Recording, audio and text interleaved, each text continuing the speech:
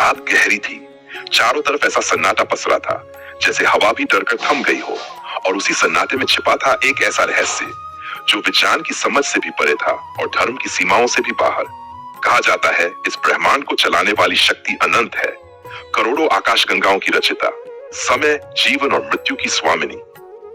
लोग मानते हैं कि उसे पाने के लिए कठिन तपस्या चाहिए, बड़े बड़े यज्ञ चाहिए, सोना चांदी चाहिए, मंत्र चाहिए। लेकिन पहाड़ों के बीच बसे एक छोटे से गांव में 7 साल की एक बच्ची थी, मीरा।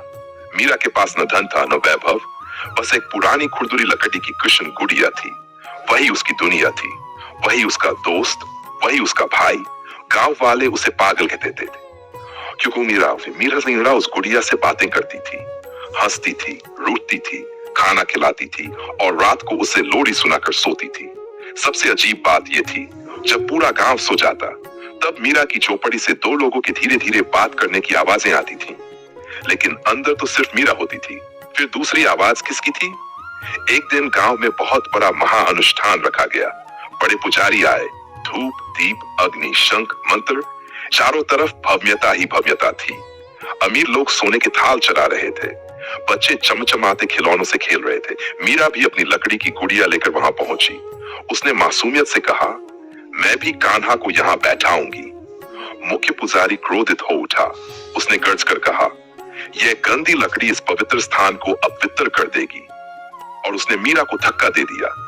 गुड़िया कीचड़ में जा गिरी। मीरा की आंखें भर आईं। उसने बिना कुछ कहे गुड़िया उठाई, सीने से लगाई और चुपचाप अपनी झोपड़ी लौट गई।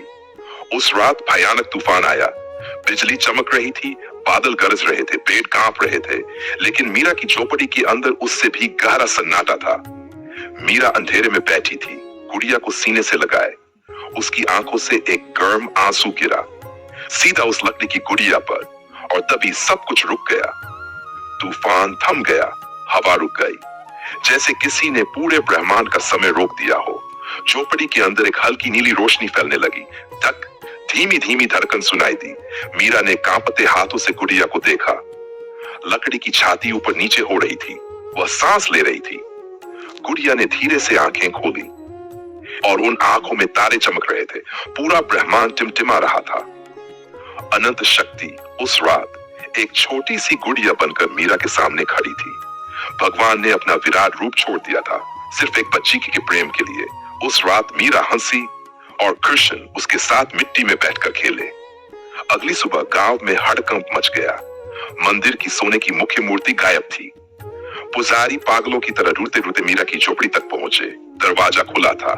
अंदर का दृश्य देखकर सबके कदम रुक गए, घुटने अपने आप झुक गए। उन्होंने देखा जिस ईश्वर को वे मंत्रों में बांधना चाहते थे, जिसे सोने में कैद करना चाहते थे, वह एक मुस्कुराते बालक के रूप में मीरा के साथ मिट्टी में खेल रहा था। मीरा हंस रही थी और कान्हा उसके हाथ से मिट्टी का घर बना रहे थे। उस दिन सब समझ गए, ईश्वर सोने का भूखा नहीं होता, वह प्रेम का प्यासा होता है। उसे बड़े मंदिर नहीं चाहिए, उसे सच्चा दिल चाहिए। आज भी हम शांति ढूंढते हैं, महंगी जगहों पर, दिखावे में, बाहरी दुनिया में, लेकिन यह रहस्य कहता है दिव्यता वहीं जन्म लेती है जहां प्रेम निस्वार्थ हो, जहां मन मासूम हो, जहां पुकार सच्ची हो सकता है आपके घर की किसी साधारण वस्तु में, किसी रिश्ते में, किसी याद में या किसी मासूम विश्वास में। वह शक्ति आज भी छिपी बैठी हो और बस आपके सच्चे प्रेम का इंतजार कर रही हो। अगर आपको यह कहानी बहुत अच्छी लगी है तो प्लीज इस चैनल को लाइक करें, सब्सक्राइब करें और ज्यादा से ज्यादा शेयर करें। और हाँ, साथ में कमेंट करना ना भूलें। जय श्री कृष्णा।